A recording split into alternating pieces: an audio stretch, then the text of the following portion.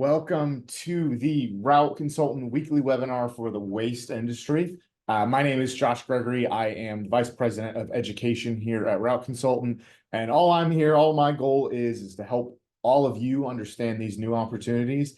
And then if you decide you're more interested, hopefully we can continue to help provide information and education and accelerate that journey as you decide to get into the space. Now, if you are here live, we will have a Q&A at the end to answer any questions you all have, and those can be questions about what we talk about today or anything about the industry as a whole. And Tommy and I will be here to answer those a little bit later. But just importantly, make sure that if you do have those questions, put them in the Q&A button at the bottom of the window. If you put it in the chat, I'll miss it. So just make sure that you put those questions in that Q&A button if you want us to answer them. Now, if you were here last week, we gave a big intro to both Tommy and the waste industry as a whole. So if you didn't see that one, I would make sure to go back and watch that once this video is done, because that's going to give you kind of a good foundation and background as we head into these following conversations over the next series of weeks. But today, what we're going to do is actually focus on understanding the common financials and ultimately the valuations in this industry as well. So Tommy, if you want to go ahead and jump on, we can get started. I see you there, right. Tommy. Good afternoon. All right, so I kind of gave that intro there, but let's just start from the easiest point of talking about top line revenue. And so can you just kind of explain how you get paid in this industry and maybe if there's any differences across segments? Yeah, sure. There's basically two type of agreements in the industry. One would be municipal contracts, where you have a contract with the municipality. Those are primarily residential, and it is a set service fee per unit. And so it would be one large bill invoiced in that way. But the vast majority of how you get revenue, it is from you directly with the customer. It's an agreement one-on-one. And with those, the majority of them are a service fee. It's a monthly service fee. Residential is very consistent. But then when you get into the commercial, it is based on the volume, the frequency of the service that you provide. And then industrial is basically as needed. So it's individual bill, but the vast majority of all this, the way you get revenue is a monthly service fee. Okay. And I don't want to go too far down this road right now, but if you're outside of a municipal contract, then it's going to come down to, like you're saying, direct to consumer generation of kind of acquiring those customers and getting paid by them. What are just briefly some of the strategies that you can use when you're starting out to continue to grow that presence across segments? Well, I would tell you that one of the biggest things is just make sure you have good service, because some in this industry, some of your best salespeople are your customers. Just to be honest, it's word of mouth. Once they have somebody that's taking care of their waste, they don't look at it anymore. But there are things with getting your employees involved. You know, doing giving them some type of incentive if they see somebody moving in from a resident, in a new home in some place they're passing, and even a new location opening up somewhere or seeing things happening. That is a great avenue. The other is, as part, when you get into the commercial and industrial, is there are a lot of contracts that go out, that are bid situations, but all the municipal buildings, state parks, those types of things. So that's another great way to make sure you get on the list to have those opportunities when they arise. And what are kind of the best ways to know about those bidding situations? Is there any, is it following any kind of local publication? Is it just knowing the right people? What's the best way to think about that? Yeah, I mean, it's not necessarily, most municipalities, they have a bid list. And so it is just making sure you get in touch with the municipalities and make sure you get on their bid list for waste, whatever that is, the state, those types of things, because they're typically done in zones. So if you're in just one geographic part of the state, you have that opportunity to bid on that type of work. Okay, perfect. So those are the ways you can get paid. Is there any kind of, threshold, whether it's an amount of money or a certain number of stops or a certain, the length of a day, any type of thing that you would point to as kind of identifying, okay, that's a good route, or that's doing enough business to be a good line of business. And I know it's different. If it's residential, it's by stop. If it's dumpster, maybe the number of units you're moving. But any of those types of thresholds you can point to? Well, I mean, again, the density you get in a, very large municipality, you're going to have a whole lot more density than if the route is actually rural. And it's making sure that your pricing is adjusted for the productivity you can get. So, I mean, it's really looking at both of those, which is very important as you're evaluating business. Yeah, and I think there's a lot that goes into that conversation, and you have more control over that of kind of setting those prices around market conditions and how your expenses are trending too. And we'll get into a little bit of that now. So that's kind of the top line. I just wanted to set of kind of helping people make sure they understand how revenue works. Now, what are some of the biggest expenses you face? And then we'll get into the next part. Let's just start there. What are some of the biggest expenses for the territory or for this space? Well, yeah, especially as you're going to evaluate a business, one is just the cost of the fleet. Whether it is the maintenance aspect, whether it is how they're buying fuel, but making sure the fleet is in good shape. So you're looking at age, you're looking at maintenance records. Even one thing in this industry is tires. You can tell a whole lot about how a person's taking care of their fleet in this industry by looking at their tires. Mhm. Um, and the other part is equipment. When you start getting into the commercial and industrial construction side, you have containers. So just, but that is a major um, expense category that you have in this space. Another, of course, is people. Again, it's a service industry, it's very people intensive. And so, as you're going through and evaluating, you want to look at tenure, you want to look at turnover, you want to find out, benefits, what kind of benefits they have or don't have, and their pay structure. In this industry, there's a lot of different pay structures. Some are hourly, some are day rates, some are productivity based. And so you want to make sure you understand how they have been operating because there's opportunities there. And then I would say the third big one is disposal. Uh, you may not have many options as it comes to disposal, but you want to make sure that you understand if there are options, what type of options they are, the type of facilities. Do they have some type of agreement with the disposal facility? May or may not. You'll find majority do not. But Yeah. those are the three big ones.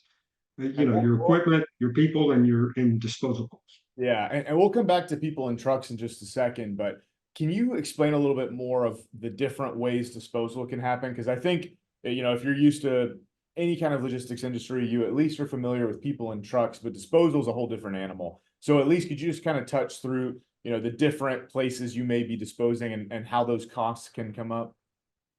Sure. So the majority of the waste you pick up in this industry is going to go to what's called a solid waste landfill. That's one that takes the majority of what everybody throws away. And in those, you basically there's two options there. One is actually going into the landfill, where you go in, go the road, dump at a certain spot where they direct you, and then the other is a transfer station where the landfill may not be in close proximity to where you're going, and either a municipality or a company has a transfer station where you dump. It's pushed into huge trailers and then transported to the disposal facility.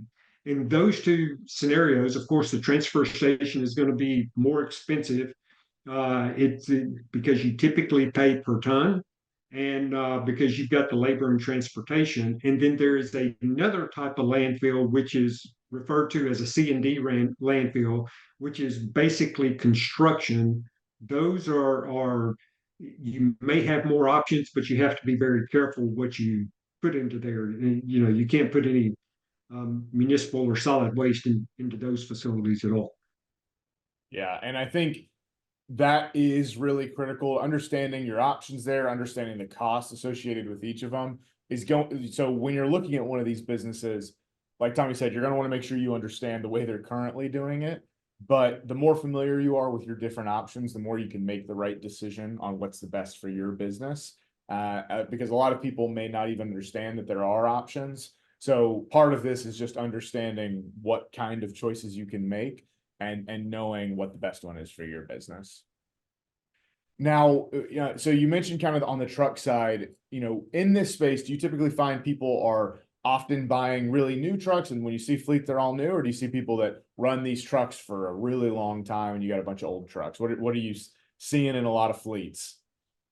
You get a mix of everything. As in, most businesses, you have a lot that are good operators that have some mechanical ability. You'll tend to see those maybe be a little older, but and then you're going to see mostly what you're going to see is a mix. Some older, some newer, but that's you're going to see a mix of everything, different types, different many body manufacturers, those types of things. And just quickly, could you highlight how the vehicles can vary a little bit per segment, the types of vehicles you see? Yeah, so residential, again, residential has the biggest variety because you have people that have businesses that use pickup trucks, ones that use flatbeds with sideboards. But again, in the industry, the folks that are in it seriously go with the compaction trucks. And so for residential, you're going to see basically two types. You're going to see a rear loader, and again, the industry's gotten real complex. They load it from the rear. That's why it's called a rear loader, and a side loader. But what you'll see mostly on side loaders more are those that are automated, where there's parts that sit out to the curb. They have an arm, goes in, dumps them, and so those are the two primary ones when you get into the residential from the compaction side. When you get into the commercial, it's a front end loader. It's the ones that have the big forks on the front, go into a metal container. It has sleeves on the side, and they dump it up over the cab of the truck into the body. And then for the industrial and construction side, it's going to be roll-offs, and it's basically those that look like a truck body that the bed of the truck tilts. It literally rolls up, rolls off to place it. Yeah. Yeah. And like Tommy mentioned earlier, on some of the industrial side, you'll typically own those containers as well. And so that's a part of your inventory on the fleet side. Now a last thing on when it comes to people, just, are there any requirements for what those drivers need to have for you to hire them, or anything on the licensing side? Well, and most of these are over 26,000 pounds, when you get into compaction trucks. So you've got to have, all the CDL requirements that go along with that. Most of them have air brakes. So, you have to make sure that not only do they do that, but your record keeping is up to date should you get checked. Yeah, and that's important when you're looking at employee lists. There may be some employees that come with a business that don't have CDL, because you'll sometimes see, if you think about your own house, where you see a trash truck coming through and picking up the garbage from your houses. There may be somebody who's driving, and then someone else who's riding on the back of the truck or the side of the truck, maybe even multiple people if it's a really dense area and they want to just keep it going as quickly as possible. So it's okay to have some people in your business that aren't CDLs. There's some roles for them, but you just need to make sure that you've got enough drivers that are actually qualified to be in those vehicles when you're looking at that employee list. I'll go. Anything else on the due diligence side that you think is worth worrying about, or that people should really be thinking about when they're going into one of these and looking at it for the first time? Well, kind of going along with the fleet, the only thing I will throw out there is any type of equipment in addition to maintain the trucks, because most of these have some type of tools, some equipment, air compressors, things of that sort that they may use even if they don't do their own maintenance. And so it's just making sure you're clear on what's going with the business and what's not. Yeah, I think that's definitely important. You know, there's some, if you've been in the FedEx side, you might have seen that sometimes with like dollies, but it's a little bit more important on this side to make sure you've got the right equipment there. So just quickly from our end, what we've seen from a margin and multiple perspective, as you can imagine, the margins and multiples are going to vary a lot across businesses, depending on how well it's operated, but also across segments of the waste industry, that residential, commercial, and industrial.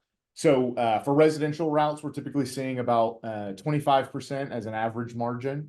Commercial routes are a little bit higher, up at 33%, and then industrial routes are even a little bit higher at 38%.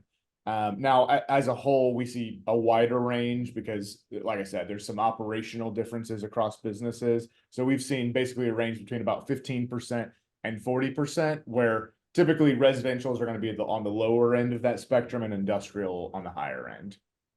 Now, when it comes to the multiple perspective, we see everything from a range of 2 to a range of an 8 multiple, and that's a multiple of net operating income. Most are trending closer to the 5 or 6 multiple range, and across the industry. As a percentage of revenue, we typically see these things sell around 125% to 150%, sometimes as high as 200% of revenue. So again, it's going to come down to those margins. The multiples are going to vary a little bit, but typically it is around that 5 to 6 range with that, you know, as a percentage of revenue, that's where it falls. Now, we've talked about kind of the normal revenue, the normal expenses, the normal multiples, but Tommy, I know that there are a couple of examples in this industry where sometimes things sell at a much higher multiple, at a really at a different selling price than you would ever see across the normal industry. So what are a couple of those examples? Yeah, and so I tell folks, I mean, people typically get into this industry for two reasons. One is, as Josh said, the margins are good, and if you run a good business, you can make a very good living for a very long period of time. And the other is people buy them to sell to one of the big national companies. And so, part of that is we spoke about disposal options, and they have those, and so many times it is those disposal options. I mean, you can go through the process and do a solid waste landfill. I will tell you they are extremely expensive to permit and to maintain, but the margins on those are unbelievable. Transfer stations the same way. They set up transfer stations. Sometimes the municipality sets up a transfer station. Other times it's individuals. But again, there's permitting associated with that, but nothing to the extent the landfill, and the same with the C&D sites.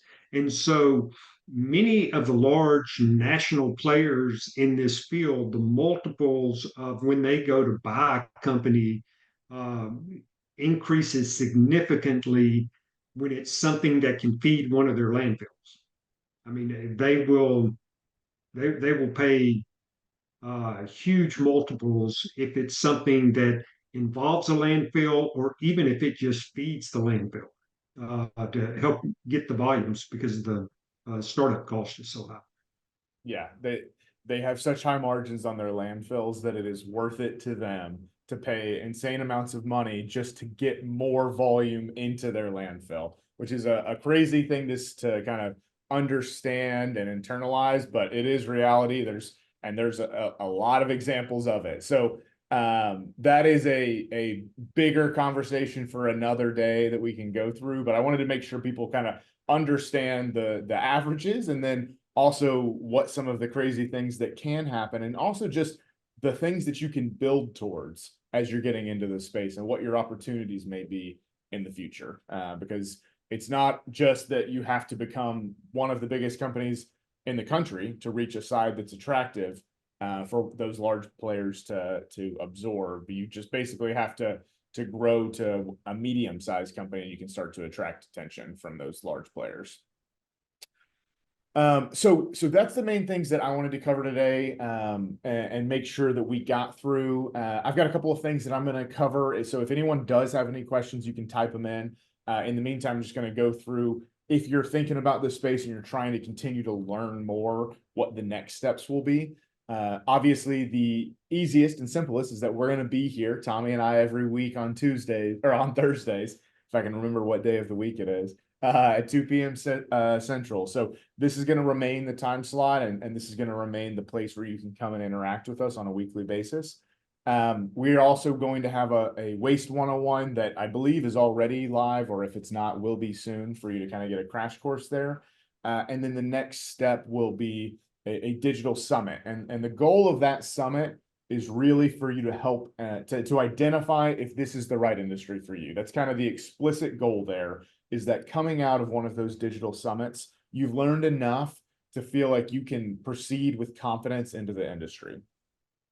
Now, if you do decide that this is the right space for you, whether you want to purchase a business or maybe you found some franchise opportunity or some way to start from the ground up, we have ways that you can work with Tommy on an ongoing basis to evaluate maybe potential opportunities or to just help on an operational side to continue to grow and be successful in your business each week.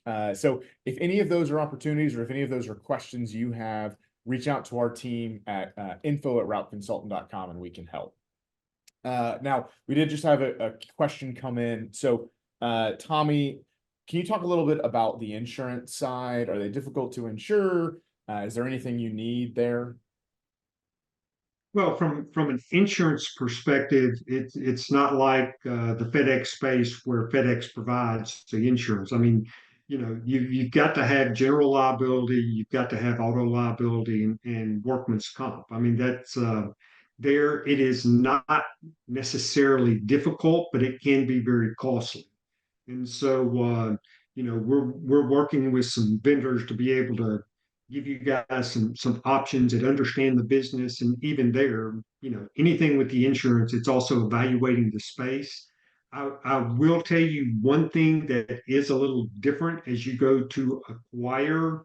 If you are assuming a facility, whether it is part of the purchase or whether it is part of the lease, I would highly encourage you to get environmental insurance, just because, you know, some of these guys may not do things as they're supposed to, and they may have decided, oh, I've just got a little waste on this truck, and I'm gonna put it over here in the corner, or they're not properly disposing of waste oil, those types of things. So it would be well worth it just to protect yourself in this industry if you are assuming space where there has been a waste company there.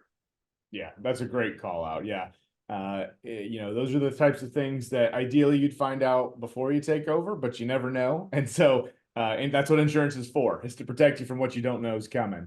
And yeah, to clarify, yeah, you do need your own DOT number. So that is different than FedEx space. If you're familiar with Amazon or basically any other logistics space, you do have to have that. So it's really only unique in that FedEx is different. But for this space, you will need a DOT number, and your broker will be able to advise you on some the required. Well, nothing's really required, but a lot of things are strongly recommended. Otherwise, you're going to get in trouble fast. So things like workers' compensation, physical damages insurance for your vehicles, and yes, some kind of general liability as well, and then facility type questions around environmental insurance. Lots of other little things you can think about there, but yeah, I think the important thing is it's not, overly difficult to get started. But anytime where you have to run your own DOT number, insurance is going to be an expense that you need to focus on and control. Now, Tommy, a question off of that is, did you find that many of these vehicles got in accidents? Is it something where they're not moving that quickly, so they're not as often are they getting into accidents, or is it just the same as any other industry? It's really the same as any other industry. You may have more incidents where you have some property damage to somebody's property, not necessarily a vehicle, because some of these in the residential, that's not so much the case, but in the commercial, they get in some very tight spaces in a lot of cases, from the back of shopping centers, strip malls to alleys in downtown areas. So, you have to be very aware of that. But as far as auto accidents, it's really not that much different than any other logistics company. Yeah, that's a great point that, part of that understanding that challenge is going to be understanding what your territory looks like and what kind of stops you have. So when you're evaluating, if you want to bring on a customer, it's probably worth understanding if it's even possible to get the current vehicles you have into the area that the customer needs you. So perfect. I'm not seeing any other questions come in. So Tommy, thank you so much for being here, answering questions this week. And for everyone who is on here, it's great to have you. Everyone who's watching live later, great to have you watching. And hopefully everyone will join us next week on the next webinar. And for everybody else, thanks. And we will see you all next week. Thanks, Tommy.